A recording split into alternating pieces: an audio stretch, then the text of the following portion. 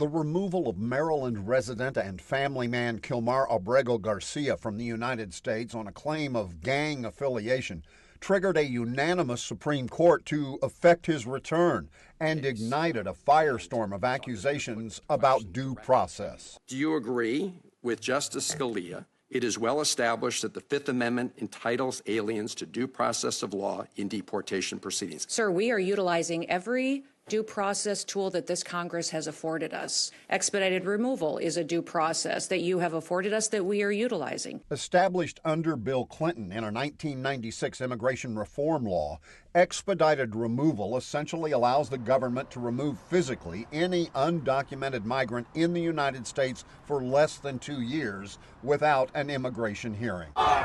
In recent weeks, and with growing public attention, ICE agents have staged outside courtrooms to arrest migrants as they show up for those hearings.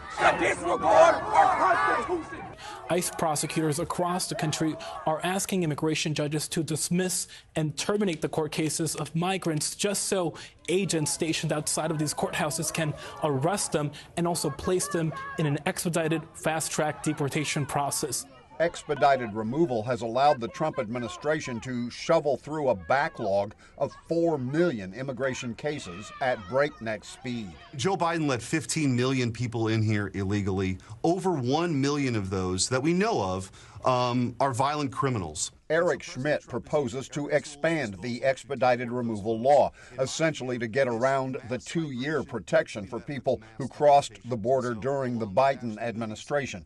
It allows for immediate removal of anyone identified as a member of a criminal gang or organization, or a member of or material supporter of a foreign terrorist organization, or has been convicted of any assault on a law enforcement officer, any sexual offense, any kind of domestic violence, any stalking offense, any crime against children, any exploitation of kids, or any violation of a protection order. We think, along with the reforms that are happening in the reconciliation bill and all the tools that President Trump has, this would allow him to really execute on his campaign promise for mass deportations.